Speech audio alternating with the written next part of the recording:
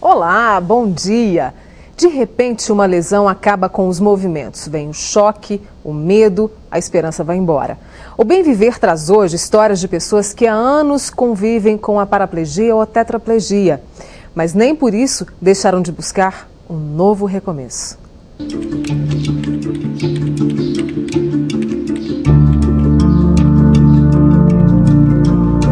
Lá se vão 10 anos vivendo assim, feliz.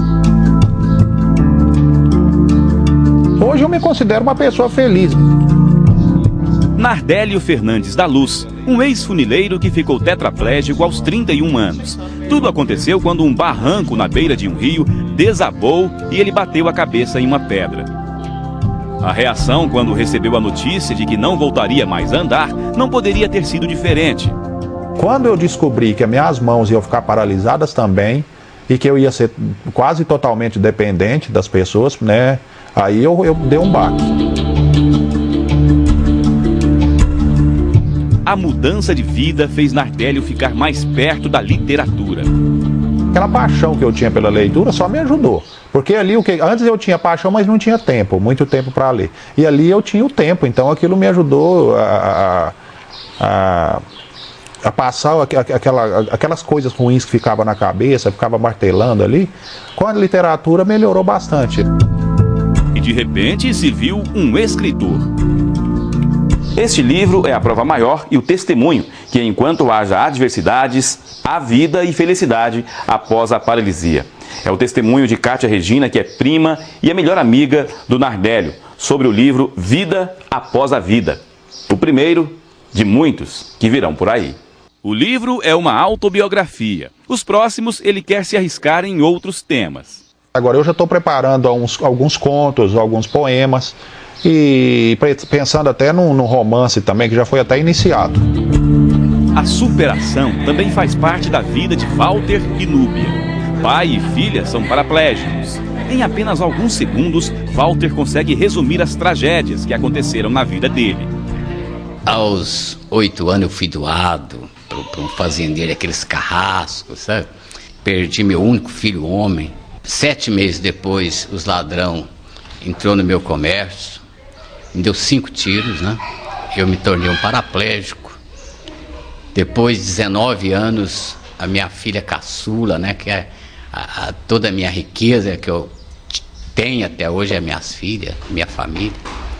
Também sofre um acidente de carro, fratura a medula, também fica paraplégica. Também, em pouco tempo, consegue mostrar que esse obstáculo não foi suficiente para lhe roubar a vontade de viver. A vida ela é boa de qualquer forma, depende de você saber viver. A vida só não tem sentido com dor, mas para dor tem remédio. Núbia tem 34 anos, ficou paraplégica em um acidente de carro quando tinha 21. Em nenhum momento a filha caçula de Walter se abalou com tudo o que aconteceu. Eu fui repensar e ver que não estava perdida a minha vida. E comecei a ver a vida com outros olhos. Ela se casou. O marido estava com ela na época do acidente. É formada em serviço social e com fôlego de sobra para cuidar do filho. O Lucas é muito esperto, mas que eu tiro, acho que de letra, ou até melhor do que qualquer mãe. As fotos registradas antes e depois de perder os movimentos das pernas mostram uma característica fundamental de quem acredita na vida: o sorriso. Hoje, em alguns aspectos, eu acho que eu sou mais feliz hoje do que eu era antes. Porque antes eu não tinha tempo de viver de verdade, eu atropelava a vida. Eu vivia correndo, eu passava por cima de tudo, ao invés de viver a vida, eu atropelava ela.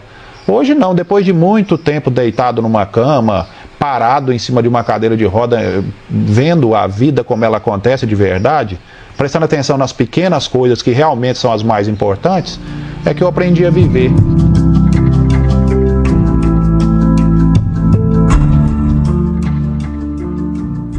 Que recado do Nardélio, né? E hoje, para conversar comigo, estão aqui no estúdio o médico fisiatra Fausto Gonzaga Freitas e a psicóloga Silvia Alves Pereira. Nossa, são histórias assim que realmente mexem com a gente, né, Silvia?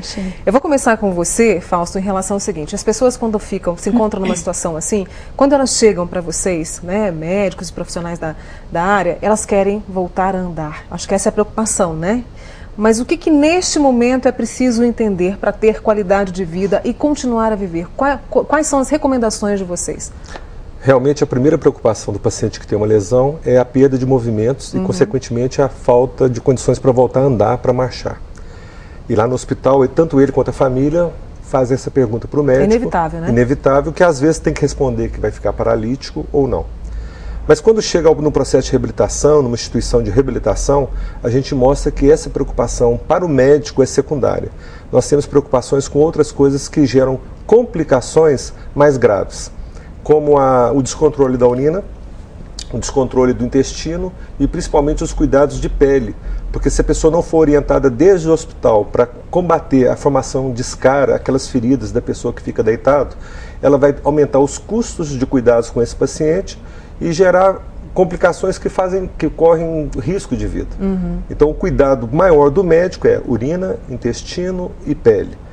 Posteriormente nós vamos cuidar dos movimentos. E é possível fazer esse controle? É possível. Que se evitem as escaras e que tenha esse controle? O cuidado fundamental da pele é a mudança de decúbito, ou seja, a mudança de posição constante, justamente para que ele não faça a compressão da pele e gere uma ferida. Então a gente orienta a família ou o enfermeiro no hospital a mudar o paciente de 2 em 2 horas, colocar um colchão adequado para diminuir a pressão nos pontos onde tem osso e pele, e cuidados de higiene, porque a pele quando está com urina ou com intestino, está suada, muito molhada, ela macera, ela machuca mais facilmente. Então, mantendo a limpeza, mantendo o paciente seco e mudando ele de 2 em 2 horas no mínimo, a gente combate esse problema da escara. A gente viu histórias muito fortes agora, né? E pessoas corajosas, pessoas que estão com a autoestima em dia, eu digo. Mas não é sempre assim que acontece, né, Silvia? O que você percebe quando chegam para você as pessoas? Mônica, as pessoas quando chegam, o paciente, quando ele chega, o paciente, a gente poderia dizer que ele passa por fases. Então, uma primeira fase é a fase do choque, esse choque inicial do problema, onde o paciente ainda está muito perdido, muito confuso, e a família também. Num segundo momento, esse paciente ele passa por uma fase de negação, onde ele tem expectativas assim realísticas, né, diante da questão assim de voltar a andar, voltar aos movimentos. E numa outra fase é que ele começa a ter um reconhecimento das limitações, de sequelas, é onde ele investe também na questão da reabilitação, é onde o paciente que começa a ficar motivado e começa a pensar em novas possibilidades. E vem um processo de adaptação, que são essas histórias aí maravilhosas que a gente viu, onde as pessoas estão produzindo, estão ativas, estudando, escrevendo, né, onde a gente vê que praticam esportes, as pessoas também voltam a ter uma vida no lazer. Essa fase é a última fase. Voltam ao trabalho. Voltam ao trabalho, que é tão importante, como a Núbia, né, que a gente viu. E o apoio da família nesses dois momentos, tanto na ajuda física, como também nessa ajuda de, olha, não se esconda, vá atrás daquilo que você acredita. A família, Mônica, acaba desenvolvendo um comportamento de superproteção, né, a esse paciente, porque ele já sofreu tanto, passou por tantas dores, tantas dificuldades, então acaba deixando em casa, super protegendo assim da vida social, de rejeição. Então assim, acaba que a pessoa entra nesse estado de isolamento, muitas vezes tem comportamentos assim, que leva a um estado depressivo, né? Pessoas que a gente já atendeu, já acompanhou, que fazem tentativas de suicídio. Então, o quanto é importante a família ajudar a pessoa a sair dessa condição. E ainda, essa resistência, pelo que vocês conhecem, ela é quebrada dessa nova realidade? Ela é quebrada com o tempo e com a ajuda, o apoio de toda uma equipe que também tem que apoiar a família. Então a família também está fragilizada neste momento, então ela precisa de um suporte psicoterápico junto com aquele paciente. E podem seguir juntos nessa nova realidade, né? A gente falou do trabalho que era importante, agora tem outro detalhe também, doutor Fausto, o esporte ajuda demais. O esporte é fundamental. E normalmente quando vai encerrando o processo de reabilitação dentro da instituição, a gente encaminha para instituições fora que dão esse suporte de trabalho esportivo para esse paciente. Então aqui em Uberlândia, por exemplo, tem a Aparo, tem o Instituto Virtus, e através do esporte a pessoa supera a sua limitação e ela vê que consegue ser um atleta. A gente vê nas Paralimpíadas pessoas sem duas pernas, pessoas paraplégicas competindo em natação, em atletismo, vencendo barreiras e chegando a médias de tempo que a gente não acreditaria. Né? Surpreendentes. Não acreditaria.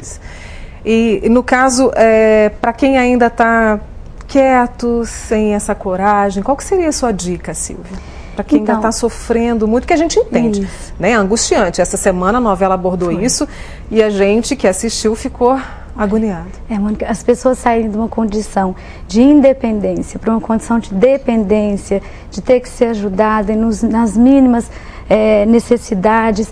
Então, assim, tem um choque mesmo, tem uma questão emocional que mobiliza muito mesmo, né? Então, assim, a gente tem essa, né, a nossa instituição de reabilitação, que é a ACD, as pessoas fazem todo esse processo. E no final do processo, o que o Fausto colocou, a gente encaminha para as pessoas buscarem grupos sociais, lazer. Interagir, né?